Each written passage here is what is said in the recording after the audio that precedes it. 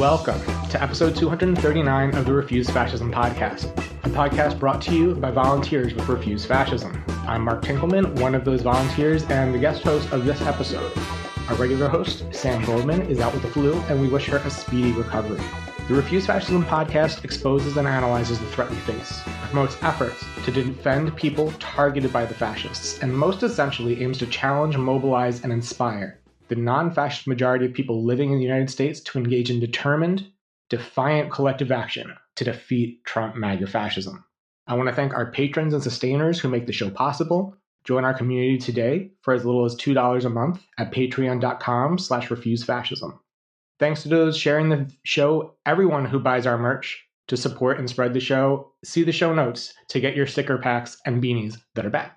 A special thank you to those who help the algorithm that help grow our audience by rating and reviewing the show on Apple Podcasts or their listening platform of choice. They boost the show so much. After listening, please share your thoughts to help others find this resource. Today we're sharing a slightly edited recording of a Zoom forum that Refuse Fascism hosted this week in preparation for powerful protests on International Women's Day. The forum did not go as expected, as two of our participants, Soraya Shamali and our own illustrious Sam Goldman, fell sick yesterday and were unable to participate. But Sunsara Taylor held it down with the help of Debra Sweet, and we think they made some powerful points, both in Sunsara's 20 or so minute presentation and in a very productive Q&A. But first, let's situate ourselves in what's happening this past week and what's about to happen next week. This coming week may prove pivotal in the events to come. This week, our actions, your actions, may have an outsized impact on determining the future. We hope to see you in the streets in DC, especially on March 4th when Trump speaks to Congress, and then again across the country on March 7th to stand up for science, and on March 8th for International Women's Day. In the streets, as well as rebelling, resisting, defying fascism in every sphere of society. On March 4th in particular, the need to take action was underscored by the Democratic Party's announcement that their response to Trump's address will be presented by Elissa Slotkin, a senator from Michigan who voted for the fascist Lake and Riley Act, who's brazenly condemned both Rashida Tlaib and the government of South Africa for their opposition to the genocide in Gaza, who supports the death penalty, who voted to ban pride flags from Department of Defense facilities, who opposes Medicare for all, who served in the CIA and worked on George W. Bush's National Security Council. That's who Chuck Schumer says is a rising star in their party. This is what they want to present to the world. When Trump speaks, celebrating the horrors he has unleashed so far, and solemnly promising many more to come, what should the world see from the people living in this country? Is it an opposition party reaching across the aisle to support this fascism? Is it petty complaints about how Trump is sharing or not sharing the spoils of empire? Or is it bold defiance and a commitment to stop this? We cannot rely on the Democrats to oppose the fascists in the way they need to be opposed, in any way that could actually stop them. It's clear every day that this struggle is up to us. Join us March 4th in Upper Senate Park at 4 p.m. So that's this coming week. This past week, we saw some major new developments in the lawlessness of the fascist ascent. In response to evidence of horrific abuse of migrants sent to Guantanamo, we didn't see the standard evasive denial from the White House. We saw instead the official White House spokeswoman celebrate the torture as a campaign promise being delivered. Similar, after we surmised last week that the only reason for purging the top military legal counsels would be to start issuing illegal orders, Pete Hegseth, the head of the Department of Defense, told the world that he's looking for JAGs, that's each military branch's top counsel, that, quote, won't be a roadblock to anything. Subsequently, the Pentagon has, in their words, relaxed rules on airstrikes and raids against enemy combatants. The rules they're talking about relaxing already enable massive death, with authoritative assessments of America's airstrikes since 9/11 revealing tens of thousands of innocent civilians directly hit and killed by their bombs and missiles, let alone those maimed for life by these explosions, those killed in raids, those killed indirectly through the plundering of these countries. That's the reality behind the rules that they are now relaxing. We also saw the same lawlessness on display to prop up their unbridled misogyny. We saw the regime's successful lobbying of the Romanian government to allow the Tate brothers to leave the country after they were charged with sexual assault, human trafficking, and other related offenses. And it was reported that after the Metropolitan Police in D.C. found enough evidence to back up allegations of assault committed by a Republican congressman against a young woman in his home, Trump's U.S. attorneys for the District of Columbia refused to sign the arrest warrant. The police heard a phone call where the congressman told the victim to lie about the origins of her injuries, and yet Ed Martin, the DC federal attorney, who recently referred to himself as, quote, President Trump's lawyer, end quote, refused to sign the MPD's arrest warrant. This week, we also witnessed the fascists laying groundwork for blind cruelty against the population at large. A budget is often the clearest expression of any organization's beliefs, and the GOP's budget takes aim against Medicaid and Social Security.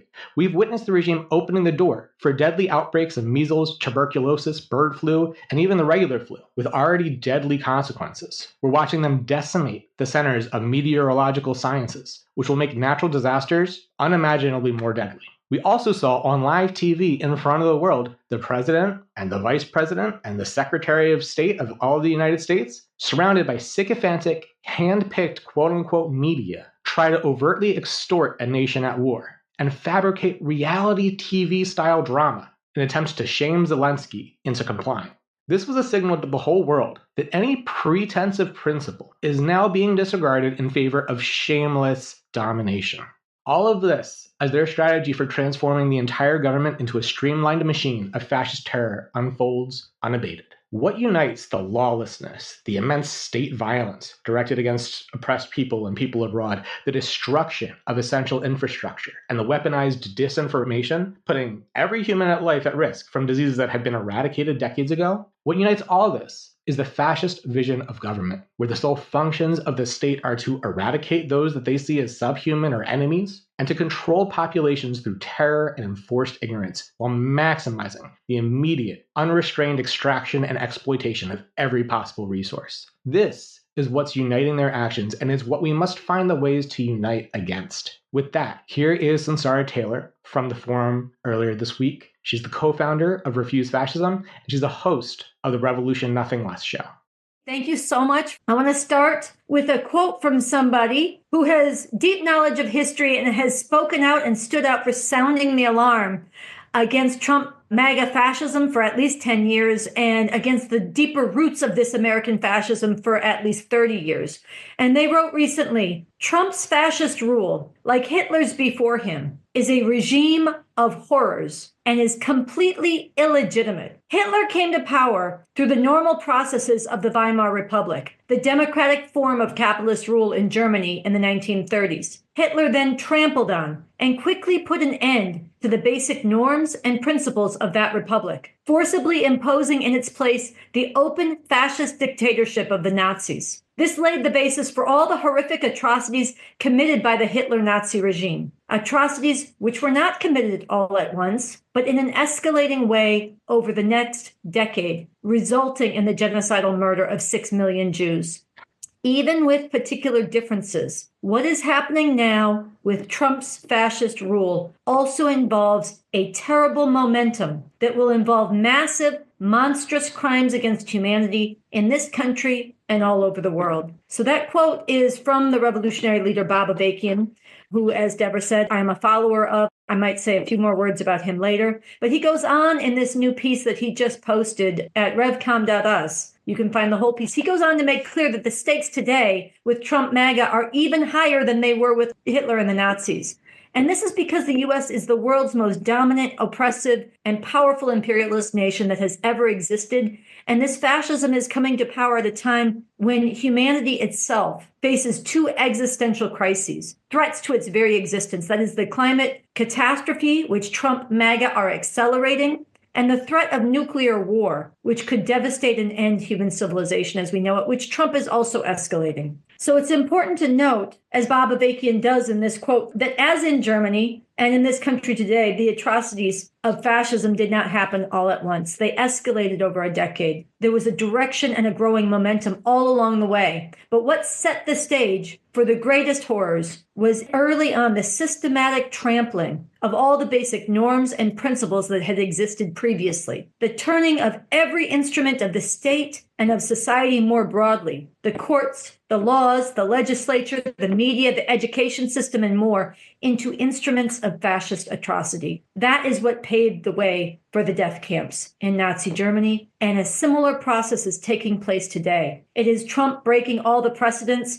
and defying the separation of powers through his more than 300 executive orders in his first 30 days. It is the firing and purging of everyone within the military, including the very highest ranks, within the FBI, within the federal government, whole agencies, and more who are not loyal to Trump's fascist decrees. It is Trump's and the White House and his regime's handpicking of which press have access to White House briefings. It is Elon Musk, when he's not busy giving the Nazi salute, the literal Nazi salute, tweeting, as he did in the last day, that judges who in any way constrain Trump, who insist that he not break the law and exercise their legal authority to point out when he violates the law, should be impeached and purged from the federal judicial system. It is Trump pardoning the January 6th insurrectionists and giving a green light to them and other fascist extra-legal shock troops and terrorists to terrorize anybody in the halls of power or in society more broadly who would stand up and protest their fascist direction. All of this today echoes Nazi Germany. It echoes the Confederacy in this country, but there is no historic precedent for the danger we face in this country right now and for the people of the world with a fascist regime in power in this country.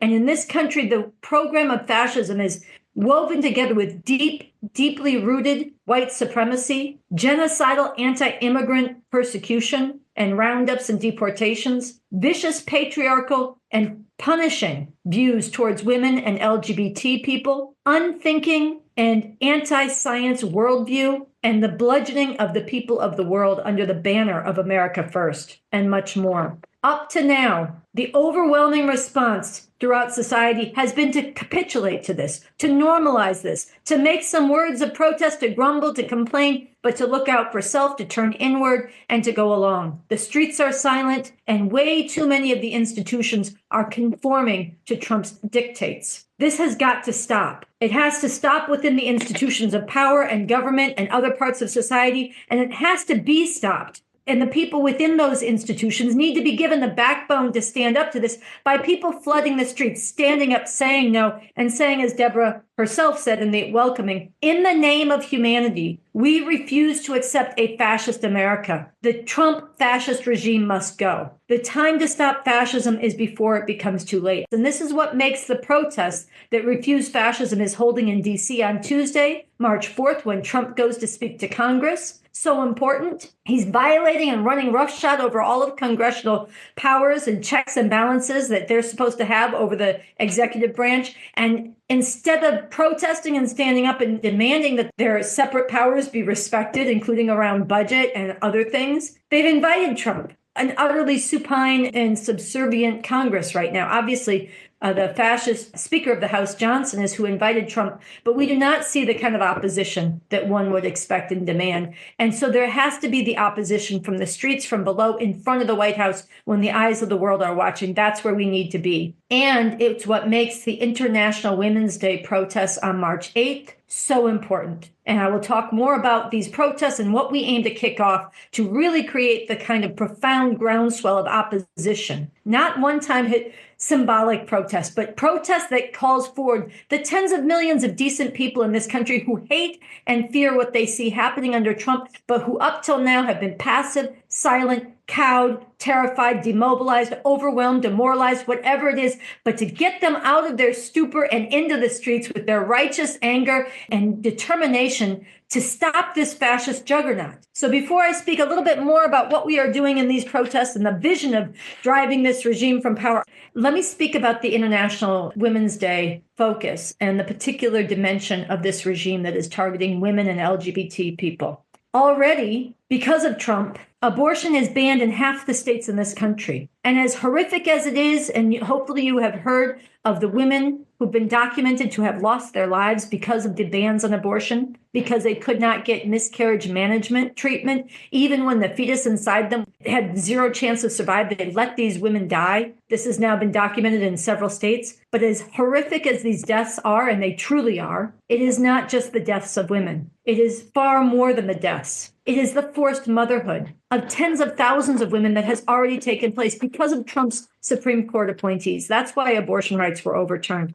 It is the foreclosure of these tens of thousands of women's lives. Because when you're forced to have a child against your will, if you want to have a child and you do it voluntarily in conditions that are good for you, that you desire, that can be a beautiful thing. But when you are forced to have a child, when a woman is forced to have a child by a patriarchal male supremacist society, it is a form of enslavement. It drives women into poverty. It traps women in abuse. It forces them to drop out of school. It forces them to foreclose their dreams, their ambitions, to lose their jobs. It tells all women everywhere, whether or not they ever themselves become pregnant, that they are less than. They are viewed in the eyes of the state and society as a baby-making machine, not a full human being. And this is the reality that is being imposed upon tens of thousands of women who've been forced to have children. And it's the threat that hangs over all women. And it's the threat over doctors who want to help them. And this is just the beginning. This is what's already happening because of Trump, number one. But now you have a fully hardened, stripped down, purged, lockstep fascist Republican Party. You have a Supreme Court that is dominated by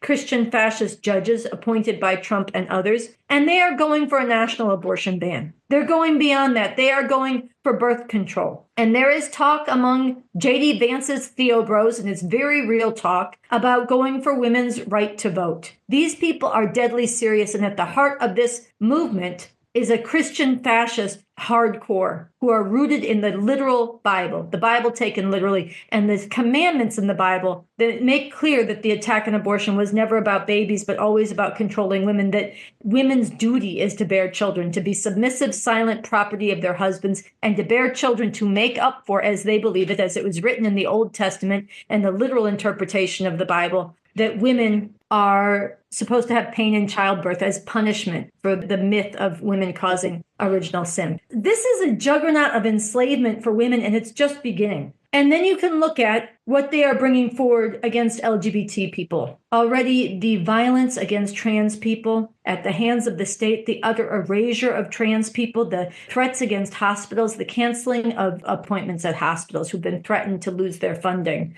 because of Trump doctrine. You see the threat to purge the military of trans people, and soon it will be LGBT people as a whole. You have the threat that is not far down the road, and the legal basis for it has been laid in previous rulings, including the Dobbs decision that overturned abortion rights, the threat against the right to gay marriage. You see the mission to purge any discussion, any mention of diversity, of equity, of inclusion, of sexual orientation, of pronouns from anything that is funded by the government. These are very real threats, and it's just getting started. And here too, if you look at the literal scripture of the Bible, which these people at the core of the Trump regime, whatever Trump himself thinks, the core of the Trump regime hew to, the Bible commands that people who are not heterosexual, and actually women who are not virgins when they get married, be stoned to death. And do not think that it will not come to that. There are people who openly preach that today within these Christian fascist movements. And when they have the full reins of power, the reality is they are every bit as extreme as any member of ISIS, the Taliban, or any mullah in Iran. Their brand of religious fascism is Christian, but it is just as extreme. And just because we haven't seen it yet does not mean that's not the directionality of it. Hitler didn't start with the death camps, but all of it was clear within Mein Kampf if you had if you believed what was being said and you didn't let it gain its momentum. And we have to believe these people, what they say, and not let them gain momentum and knock down every barrier to their full consolidation of fascism and their imposition of their full program. I mean, we could do the same thing talking about their white supremacy, their assault on immigrants, their approach to the environment, every single dimension of this. But I'm focusing on women and LGBT people right now because of International Women's Day and the need to call for the fury and the outrage to say no to this on March 8th, International Women's Day, and to do this as part of calling for the massive numbers to say the whole regime must go. In the name of humanity, we refuse to accept a fascist America. So I want to speak a little bit more about how that whole thing can happen, what these protests need to be part of, why you should be at the protests, why you should plan protests in your area if there's not one yet, why you should spread the word about it, volunteer in different ways, donate generously, so that this can be part of gaining the momentum towards driving out the regime. The lesson of Nazi Germany, the quote I began with, is that people must act before the terror is fully unleashed, before every institution is transformed into an instrument of fascist enforcement, and before the millions of decent people who have not been themselves targeted and rounded up have allowed themselves to fall silent and into complicity. Complicity means you may not have committed the crime, but you are responsible for it because you were in position to stop it and you did nothing. We call the German people who did nothing good Germans. They were going along just doing their thing. We call them good Germans because they too were responsible for the atrocities of Hitler and the Nazis. They may not have done them physically with their hands, but they were complicit. And the American people will be complicit if we do not stop this fascist America. And there is only one force that can be relied on to stop Trump MAGA fascism. It is not Congress. It is not the courts. It is not the Democratic Party or those so-called mythical, sane and patriotic Republicans. No, the force that can stop this Trump MAGA fascism is the masses of people, the millions and millions of regular people in this country who hate what Trump is doing and everything he stands for. What is needed to defeat Trump MAGA fascism is for these millions of people to be mobilized, to stand up, to rise up in mass, nonviolent protest and resistance across this country, in the streets, and within every institution throughout society, not just once, but repeatedly, refusing to stop until we create such a profound political crisis throughout this country that Trump cannot govern this country. He cannot impose his fascist program, and he cannot even hold on to and maintain the reins of power. If you wonder why this has to come from the masses of people from below in the streets, just look at the Democratic Party and how every day they are capitulating to this fascism, how every day they are normalizing Trump MAGA fascism, and every day they are refusing to call you and other decent people into the streets to have the courage and the daring to stand up to stop this Trump MAGA fascism. It is up to the people. And we have seen in recent history in this country the potential for the power of the people to stand up and create such a profound political crisis where the regime cannot get away with what it wants to do. I am talking about the beautiful uprising in 2020 after the vicious police murder of George Floyd and Breonna Taylor and so many more before them. Now, this uprising was overwhelmingly nonviolent. It involved at least 16 million people in every big city, small town across this country, including quote unquote red strongholds of Trump in small towns and rural places across this country. And this uprising has been summed up incorrectly by way too many people. And I want to remind people what those of us who stood up actually accomplished, how righteous it was, how inspiring it was, and how it shook every institution and the halls of power, and how it shows the potential for what we need on an even bigger scale now to stop and drive out this fascist regime. I want you to remember how tens of thousands of people faced down rubber bullets and tear gas and brutal arrest. I want you to remember how every institution was affected by the courage of the people in the streets and the righteousness of the people in the streets, how powerful forces, including major generals, major Democratic Party leaders, and others who had never spoken out against police murder and terror, who had been, frankly, part of backing law enforcement and their brutal terror and mass incarceration against Black and brown people, had to come out and pretend to care, take a knee, make some words of concern. I want you to remember how the whole world was inspired and stood up with the people rising up in this country. I want you to remember how millions who had never had to think about the white supremacist terror that Black people and others are so often forced to endure at the hands of the police had their eyes peeled open, started asking, why is this happening? What can I do? And the resistance spread. I want you to remember how everything that Trump tried to do to suppress this actually incited people further to stand up even more bravely and courageously, so that at a certain point, even his General Milley had to come out and apologize for walking with Trump with that upside down Bible. And Trump himself was driven into a bunker to hide. Now, that did not stop police terror and police murder, and it did not drive out the regime at that time. But it shows the potential for the rulers and the fascists to be put on the defensive through the power of the struggle of the people from below, and for institutions to have to respond to that everywhere. And there is even greater need and even greater potential for this now because of the extremeness of what Trump is doing and how many people are shocked by it, how many people are opposed to it. from the ground, at the grassroots, all the way up into the institutions of this government. But it has to start with people standing up to oppose it in order for that to come and take effect and spread, and the refusal to spread. But if it does, if we dare, if we step out and we call forward others,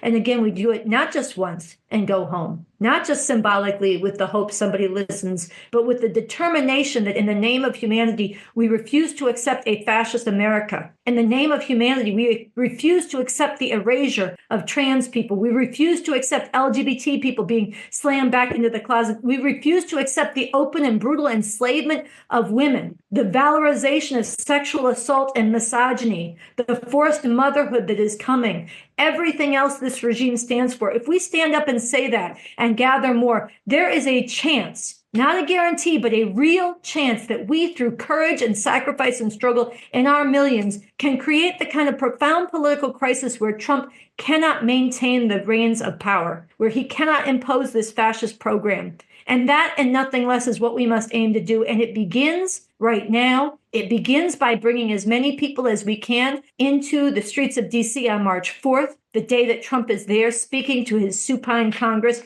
further consolidating fascist power in his executive authority, trampling separation of powers. And it comes forward even more on March 8th, Saturday, a week from today, across this country in protest where people have to come out, women, men, differently gendered people, to say no and to channel the suppressed fury of women and others at thousands and thousands of years of patriarchal chains and brutality, which this regime is bringing back with a vengeance and refastening with a vengeance to say no. So this is our call to you. On Saturday, a week from today, we're going to say stop the war on women and LGBT people. In the name of humanity, we refuse to accept a fascist America. The Trump fascist regime must go. We should talk some about the significance of what's happening. We should talk about what needs to be done to stop it. And we should talk a little bit about just really right down on the ground how you're going to get involved in strengthening these protests and strengthening this movement as it goes forward and really draws together and unites people from radically different perspectives to stand up together, defeating any attempts to divide and conquer, to build the breadth and the unity we need in the name of humanity to stop this fascist nightmare. Thank you, Sunsara. I'm interested to know what particular questions people have about any of what you covered. And importantly, I want to speak just a moment about how do you do a protest.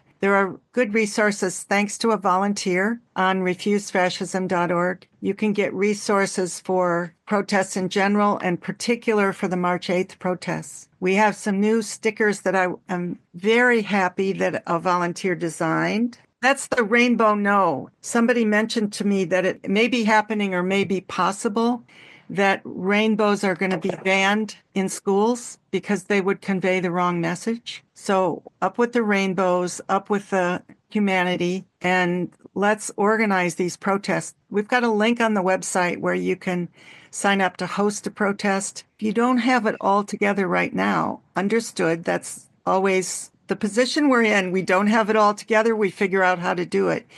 There are women's marches around the country. You can post your march on the Women's March and say it's a Refuse Fascism contingent, and we're joining in with the Women's March. If you don't have a Women's March going on, have your own event. It doesn't have to be a march. It can be a rally. It can be a meeting. It can be a dinner. It can be a gathering at a coffee shop. The point is we are on an urgent push to pull people together, to voice this demand. The fascist Trump regime must go in the name of humanity. We refuse this. So there are many, many ways to do it. And again, I posted up ways to get in touch with the Refuse Fascism national team. Some of us are in DC getting ready for Tuesday, and some in New York, and some spread around the country. We are all volunteers.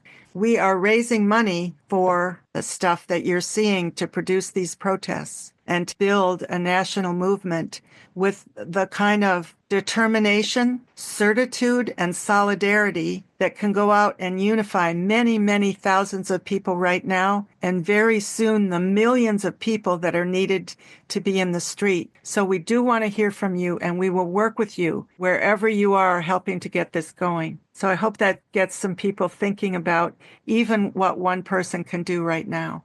there's two comments I want to read that are both pretty thoughtful. One person said, please talk about the signal that's being sent by the deal that is allowing Andrew Tate and his brother back to the U.S., as they are charged with human trafficking and assault in Romania. In many ways, this is similar to releasing the J6 rioters. It's a huge green light to the violent assault and rape of women. And I think the comment itself captures the stakes of this. Andrew Tate, if people don't know, he is somebody who is a cultural figure, as a massive hater of women, brags about manipulating and taking advantage of women, disrespecting women, using them for sex, brutalizing, intimidating them, makes light of sexual assault, has been accused of sexual assault, and was being charged for human trafficking and sexual assault. And Trump and his regime intervened to get him out of that trial in Romania and to get him into this country. And it is exactly not just intervening for him, but sending a massive green light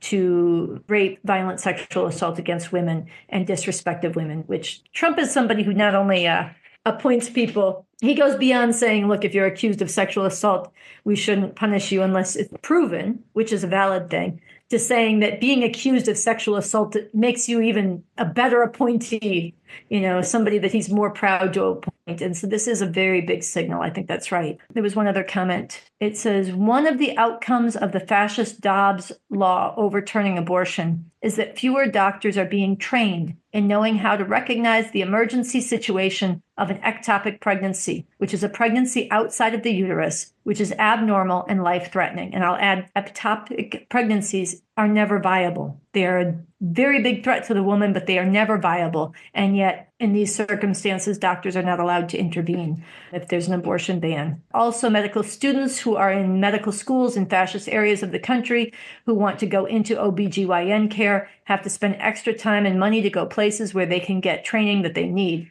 I think there's a good question. Do you guys have any advice on how to reach people who are not already fired up and angry? How to better reach the apathetic? How can we increase the reach of our protests? Thank you. Well, I think that's a great question. And the main people that you have to try to reach are the people who are angry, outraged, and seething at home by themselves. And there are tens of millions right now. And we have to start by reaching those who care and who are deeply upset, and mobilizing them to act and saying, if you care, there's no excuse for staying home. We have to be in the streets. A lot of people have the feeling that you shouldn't protest because nobody's listening anyhow. And actually, the point of protesting now is because they're not listening. And the point of protesting is to gather the other people who care to get into the streets, to create the kind of political crisis where they have to respond, not where they listen to you, but where they can't ignore you, where the whole world is going, hey, they're losing legitimacy in their own home country. So first, you're aiming for the people who do care, and you're fighting for them to step out and act. And then as you do that, that is going to do more to make people who are checked out, who are not angry, who should be. It's going to do more to make them say, hey, what do those people feel so strongly about? That they're willing to go into the public square and raise their voices, that they're willing to do nonviolent civil disobedience, that they're willing to disrupt business as usual and take some risks and refuse to comply and lose their jobs or whatever it takes. That's what's going to make people who right now are checked out start to say, what do they know that makes them feel so strongly that I don't know? And it's going to make them start to ask. It's going to make them start to pay attention. That is how every social movement has ever advanced. That's what happened if you look at something like the freedom rides and the civil rights struggle. They didn't start with the people who weren't angry. They started with the people who were and who were upset and who wanted to act. And through their actions, they forced everybody else to open their eyes. It's the same thing that happened in 2020 with the George Floyd uprising. It started with the people who cared, and then it created the conditions where millions who had never thought about the institutionalized white supremacy and police terror started to think about it. I remember reading articles, very moving articles, about tattoo parlors throughout the country, but especially in the South, during the 2020 uprising around George Floyd and Breonna Taylor, who said, we will do free tattoo removals of Confederate flags and other symbols of white power and Southern pride. What this tells you is there were people who said, I had this tattoo my whole life. I didn't realize it was racist. I just thought this is, my dad had this, Confederate flags, whatever. And they were forced to think about it. They were not the ones you aimed the first time, hand out a flyer, come protest against police murder. Today, we are not going to get the people who are the most apathetic or even on the wrong side to step out first. You aim for the ones who care. and we all have to act. But then as you do, it can shake and force others to start to question and rethink their assumptions and even join you. And so that's the dialectic I see there. Sunsara, I would like to raise a couple questions that I see. One is, with substantial reason, I think that they're scared for their physical safety in terms of protesting. And then somebody asked just a basic question, do I need a permit to do a protest? And I can answer that one very simply. In general, in public places, at this time, the government, through the First Amendment, is supposed to uphold the freedom of assembly and speech. Generally, you do not need a permit to gather. Often you need one to use amplified sound, or if there are specific restrictions in parks or other areas. But we should proceed with the idea that we have the need and the responsibility to open our mouths. And if we need to get legal advice on this, we can help you with that. But do you want to take the question, I want to join the protests. I am scared for my physical safety. I think if you want others to be strong, you have to be strong yourself. I want to be very real. We're dealing with fascism. Okay, these people are deadly serious. They're already shipping undocumented people to Guantanamo. They're terrorizing and rounding up immigrants. They've fired 300,000 Black federal workers. I mean, they're firing federal workers across the board, but there's a disproportionate number of Black people in the federal government, and they're being targeted in a particular way. There's stakes already. It's the measles outbreaks. It's the people who are going to die because of the ending of vaccines. It's the fact that I just heard that the records of police were wiped so that you can't see who has been convicted of violating people's rights or their lives. You can't even see the records. And there's so much happening that is taking lives and shattering lives today and threatening millions and even billions of lives in the near future. And the stakes of doing nothing are greater than the stakes of what will happen to any of us if we stand up.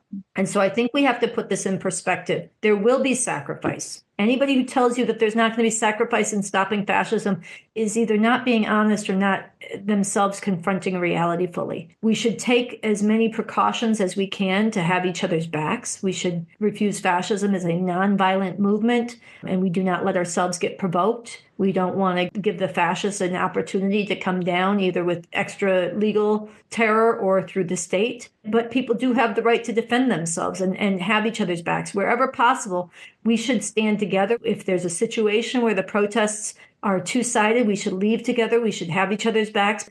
If you're undocumented, there may be reasons why you'd find a different way to participate in some circumstances, but people who are born in this country especially need to stand up, and they need to be on the front street, and they need to put their faces out there. If there are attacks, we need to respond to those attacks by defending and supporting those who've come under attack and using that to expose and draw even more people into the resistance, into the protests. I know that there's Noche Diaz and Leo Pargo in Chicago. Revcom Corps for the Emancipation of Humanity are facing charges for nonviolent free speech expression, protesting the assaults on immigration. They have a petition to defend them. There's other people who are under attack we should support.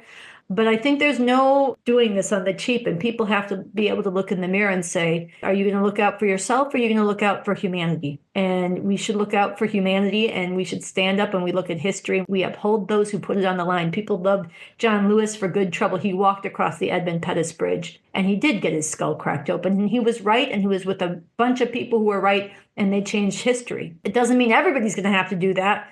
This is a time for courage, and it's a time for standing together. I just want to be real about that. That is so right on. There's so many good questions here. We won't get to all of them, frankly. Someone asked you, Sunsara, what motivated you to get involved? Oh, man, this is a big question. I just did a podcast, actually, where I told more of the story. It's called Dogma Debate. So if you really want to hear the longer story, it's Dogma Debate. It just came out yesterday. It was an interesting conversation, but a lot was around women and abortion back in the 90s, if you believe it. And then as I learned more and learned how these different forms of oppression were connected, I myself became a revolutionary who saw the problem in the system of capitalism, imperialism itself, and a follower of the revolutionary leader Bob Avakian, who's developed a whole new communism. I encourage people to learn about this. This has been the most profound influence on my life, both in how I see the problem we're up against and the solution, the emancipating revolution, and different way we could be living, and in the rigorous scientific reality-based approach that I strive to take, which is something that Bob Avakian has really advanced. in the understanding of, well, actually in humanity's understanding, as well as how it's applied to communist revolution. And I just interviewed him at youtube.com/theRevComs, where you can hear quite a bit more about that. That is the person who I think more than anybody else on this planet is the most profound revolutionary thinker and leader and the biggest influence on me. I would refer you to that. But I would also stress that, as Bob Avakian has, that in this movement to resist and defeat Trump MAGA fascism, we need to learn to work together and unite people who are very different than ourselves, who see the world in different ways. And I want to stress this. We need people in this movement who are like me, who see the fascism as deeply rooted in the dynamics and workings of American imperialism and its history going back to slavery and genocide. And we need people in this movement who deeply believe in the principles of this country, who want to wave the American flag and restore or make good on what they believe this country is supposed to be about. We need people who are religious. We need people who are atheists. We need people who have never thought about politics a day in their lives, but who are now so disturbed and troubled by what's happening that they just can't sit back and accept this. We need a lot of different kinds of people, and we need to learn to listen to each other, to understand each other, to debate our differences without them dividing us, and to stand shoulder to shoulder where we do unite. In the name of humanity, we refuse to accept a fascist America. And this is something every resistance movement and this movement is going to have to come up against, is attempts to divide and conquer, attempts to say, oh, but she, in this case of me, she's a communist. You don't want to work with a communist. That's going to get in the way. Or they don't share your views about LGBT rights. Maybe they share your views about 90% of other things, but not those rights. Well, we should have arguments over that. I want to argue about why we should stand up for LGBT rights. I'll argue that with everybody. I'll argue that we should stand up and see that forcing women to have children against their will, denying abortion, is enslavement of women. But I'll stand shoulder to shoulder with people who are against the Trump fascist regime, but themselves not as firm on that, or maybe opposed to abortion. We need to build a unity where we learn from each other, debate with each other, and get to know what drove people into this movement, but also don't let that divide us. And we don't let anybody try to play us in that way that we get divided. So we stand together in growing numbers until this regime is ousted. It's so important to appreciate the people that are stepping forward and get to know each other. We have a relatively new volunteer who's going to be doing a video project of talking to people about what was it that pushed them over the edge about Trump, what made them step forward into protesting. And I'm sure we can learn a lot from that. But we can also model that there's no certain requirements except caring about humanity to step into this movement. Somebody says, on a similar note, do you guys have any advice for combating compassion fatigue and or information overload? And the reason I want to answer this is because for people who don't know, compassion fatigue is there's so many outrages, there's so much injustice, there's so many horrors in the planet. You look at the genocide in Gaza, you look at what's happening in Sudan, you look at the women who are dying for lack of abortion, you look at the environmental devastation, you look at the child separation and the detentions and terror against immigrants. And you just can't care about all of it because there's too much of it. And you get worn down and you have to just turn off and turn inward and wash your hands of some of it, or you lose your sanity. That's the logic of it. I want to say that I think it's a false logic. I think that when people stand up and you have a sense that we are not going to allow ourselves to accept massive crimes against humanity, what you find is that you actually strengthen and expand your ability to care, and you strengthen and expand the communities of people who care. And again, you look at something like the 1960s, or you look at the 2020 uprising against police murder, and what you had is you had more and more people say, oh, I care too, and it strengthened people. Now, that only lasted a little while, and it got defeated, it got derailed. That's a bigger conversation why. But I think when people stand up, and especially when you have a sense that we can stop this, which we can, and no one should accept the lie, which is an excuse. Let's just be real. The notion that we cannot stop a fascist America is an excuse, a convenient excuse to excuse doing nothing and being complicit. There's no guarantee we can stop it, but there is a fighting chance. And you do everything you can to take that chance. And what you do is you discover that more and more people can gather them, will stand up with you, and you can expand the ability to care, because it's all connected on a certain level. It's not, oh, I can't care about this and this and that. It's the whole regime must go. It's simple. For those of us who see it more deeply rooted, the whole system has to go. But not everybody in Refuse Fascism will see it that way. But the more that you stand up against it, the more that you find it within you to continue. And you also have to dig into why it's happening. You have to deepen your understanding of it.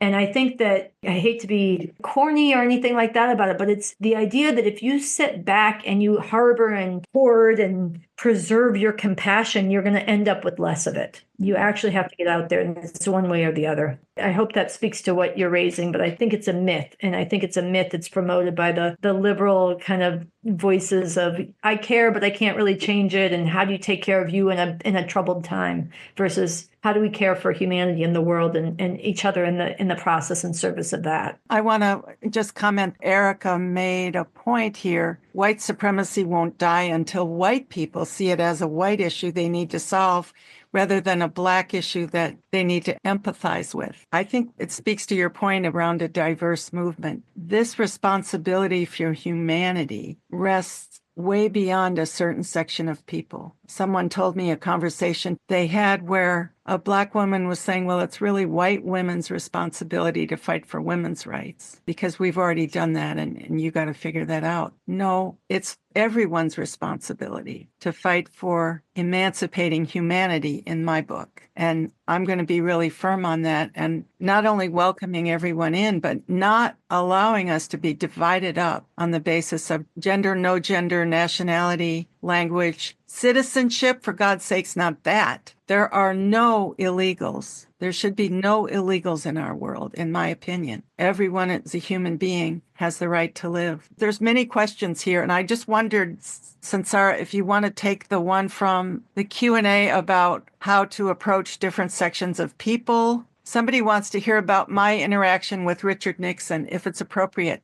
That would be fun. I'll talk about it sometime. The president of the gender equity movement at the University of Hawaii at Manoa. We don't have funding from the school yet, but we're the only women's group on campus because the other groups have been defunded. That's so messed up. I'm wondering what's the best way to advocate and get people to join, although we may not have the resources. I'd love more students to join in and come to protest and events on our island, but because we are a small club, it seems intimidating. One thing I want to bring up, I think that's a great question, and I'm really glad you're on the Zoom, is that I've heard a number of people, directly myself and also others who've shared this experience, who've been taking out this message, say that they've heard from people who are in literary institutions, academic institutions, research institutions, a number of different places, say that they hate what's happening, and they know so many people who hate what's happening, and they want to resist it and not comply up to a point. I can't say how many times I've heard that phrase, up to a point. And what they mean is up to the point where they could lose their jobs, or they could have their whole department or whatever shut down.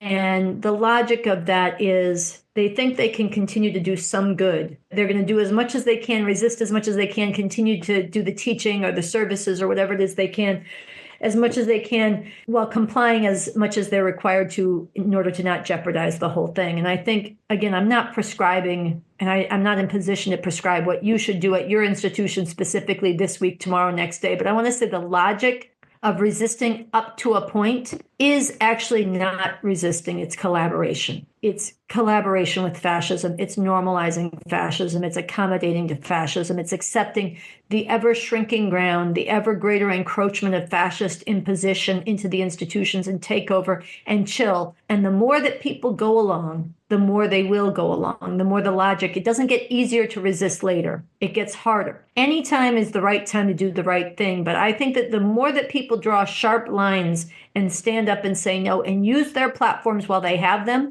And if they lose their platforms, go out in the public square and say this was illegitimate and rally other people to stand up. I think that we are in a situation where it is not predetermined what will happen, but it is completely within the realm of possibility that we could go from hundreds to thousands to millions of people standing up in a very accelerated period of time. But that does not happen without people standing up. Again, that's what happened in 2020 with George Floyd. This was not a long-term campaign that people spent years building the door-by-door grassroots basis for. People stood up with ferocious righteousness, and it spread to every 50 states and then around the world. There were studies done. It was the biggest protest movement in the history of this country, with 16 million people taking part within a matter of days and then weeks. And again, changing the momentum and direction of society so that the rulers were on the back foot and the masses of people had the initiative. It did not stop. This gets to the question of sacrifice. It did not stop the repression and the fascist terror. Did not stop Kyle Rittenhouse from coming and pulling his AK and shooting protesters and killing them, and then being valorized and celebrated by Trump and the rest at the fascist Republican convention. It did not stop people having to pay a price. People paid a price. But Black people have been paying a price for hundreds of years in this society, and police have been killing and killing and killing with a green light and no punishment at a higher rate than Black people were lynched during the Jim Crow period. So this has been going on. It's not like there was no sacrifice before. And again, today, it's not like there's no sacrifice now. But when people stood up then, it spread rapidly because some people had the courage to say no and put it on the line, and no matter the consequence. And then when the consequence comes, use that to expose even more profoundly how illegitimate it is. But I look at something like Columbia University, supposedly one of the premier institutions of higher education on the planet. And it is a gated, thought-policed, repressive institution now. There's no open campus. There's no open discourse. The professors are terrified. The students are terrified. There's been such repression against the anti-genocide and Gaza protesters, but then against the entire thinking population. That's not an institution of higher education anymore. People should stand up to that and call it out. They don't live up to even their own stated mission. I think if people had more backbone and stood up and defied this in every institution, there are people in society who would stand up with them. It has to begin somewhere. And this is where I'm speaking to, not this logic of I resist to a point. Really, that is accommodation. So I realize I'm not telling you exactly what to do on your campus, but I'm trying to speak to the sharp drawing of lines and the standing up. And I think that a lot of young people, and not just young people, they don't know the stakes of what we're facing. And it's not their fault, but there's a place for teach-ins. There's a place for speak-outs. There's a place for, if you want to organize something where a handful of the students or a big bunch of the students want to come on and we do a Zoom, and myself and some of the other speakers who are going to be here tonight come and talk to them, we would be happy to do so.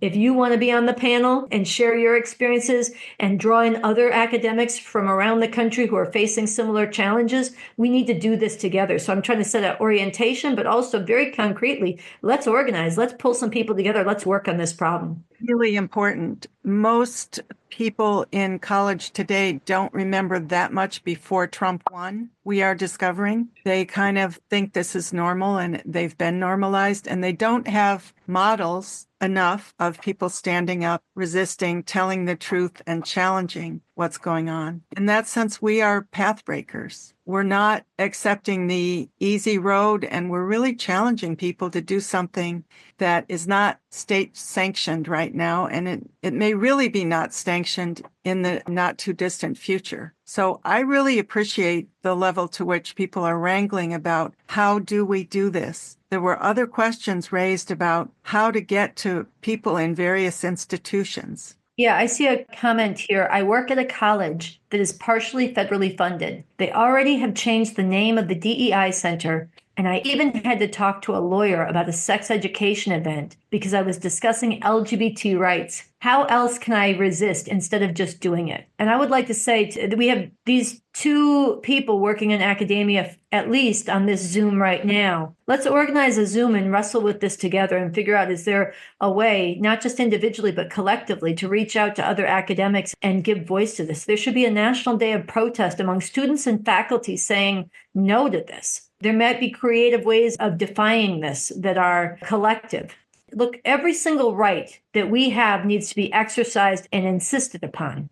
even as we have to then challenge the whole direction and momentum and fight for rights that have been taken away. I don't know if it's open air DEI teach-ins where people who are off campus and able to say the words without losing funding are the ones who come on campus and do it. But there's other ways that people are supporting who are on campus that help create the groundswell. I don't know what it is, but you guys should be part of figuring this out. So I would ask you to send a message right now with your email, your phone number, all of this. Let's connect you guys up and have a Zoom where this gets strategized. I know that there are probably tens of thousands, at least, academics who are deeply shaken by this and would love a vehicle to respond to it. This is part of what we organize. Yeah. Ditto with writers, artists, performers, people in the theater, the Oscars tomorrow night. We really need to support those people who speak out, and hopefully they will in all sections of society, and grow that. People should have heroes. People need examples. And we do appreciate your story and where you're coming at this from, Sunsara. I think this has been a really, really worthwhile Zoom, and we will keep doing this. We'll do it again. This was set up to be part of the Refuse Fascism podcast. I'm just wondering if there's any final remarks. Anybody else in academia or anybody who wants to volunteer, if you are in the arts or in the sciences, write in the comments right now your name, what your field is, whether you want to help organize in that field or a religious network, whatever connections you have. We do not have the instrument and the organizational capacity we need yet. We were a movement, as Debra said, in 2016 for those 4 years of the first Trump regime. And then we have been mainly a podcast for the last 4 years. Sam Goldman has done an incredible job doing a Refuse Fascism podcast.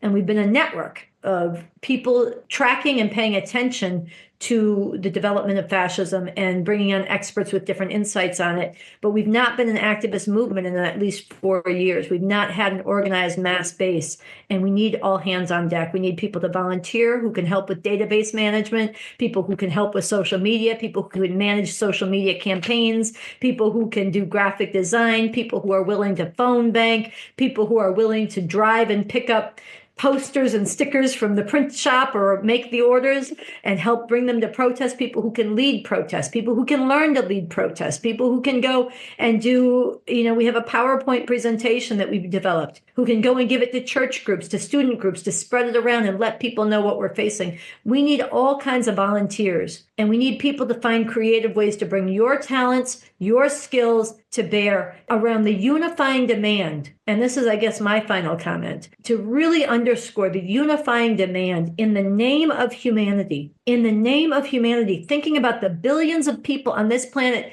who will be affected, are being affected and will be affected by what this fascist regime is doing. In the name of humanity, we refuse a fascist America. We refuse to accept a fascist America. That's the movement we are building. And everybody is welcome in this, diverse perspectives, a lot of different strengths, a lot of different understandings, standing together, because we are required to do this, to stand together, to refuse to accept a fascist America with the demand that the Trump fascist regime must go. Nothing can make fascism legitimate. It doesn't matter how it came to power. It is never legitimate. No decent person looks back on Nazi Germany and says the German people should have respected that because it came to power through the legitimate channels. They say, no, it should have been ousted. And this regime must be ousted through mass, nonviolent political protest and struggle. And it has to begin now, and it has to accelerate rapidly. And so this is why I'm calling all hands on deck. Donate, donate, donate. I see people volunteering in arts, Broadway performers, singer, songwriter, director, and more. That's fantastic in the LA area now, but also in New York part-time. We want you to be involved. We have a couple more academics who signed up. This is so important. Thank you for writing in about this. And we're going to work with you, and you're going to work with us to help strengthen this movement and spread it. So I want to thank everybody for taking the time to tune in. Wow, that was rapid fire and appreciated. Also, I note that the National Science March is Friday. We have a couple volunteers in DC to bring Refuse Fascism into that, but much, much more is needed.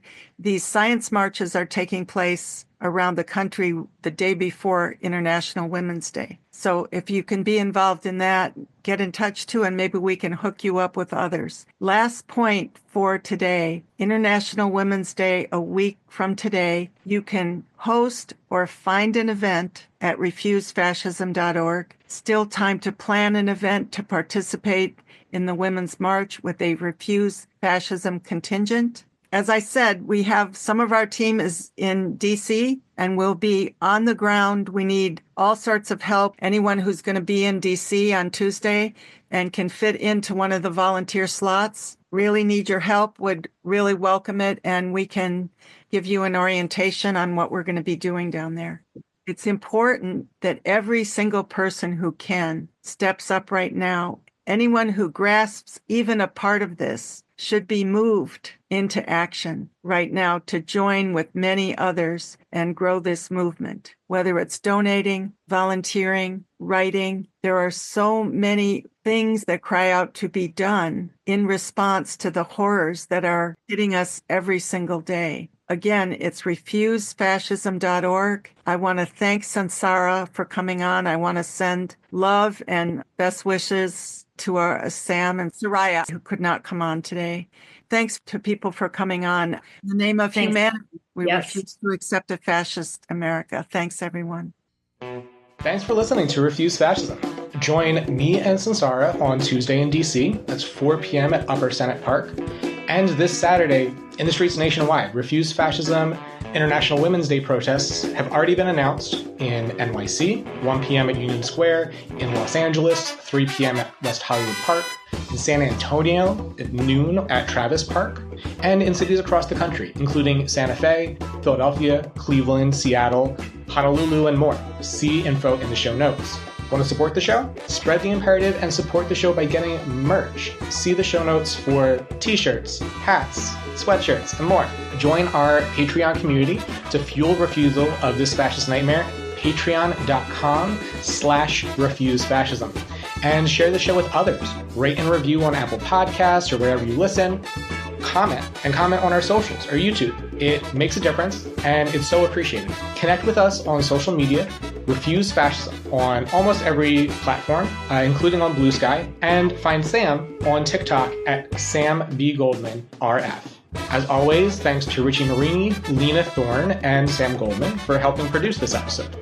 Thanks to incredible volunteers, we have transcripts available for each show, so be sure to visit refusefascism.org and sign up to get them in your inbox. Until next Sunday, in the name of humanity, we refuse to accept a fascist America.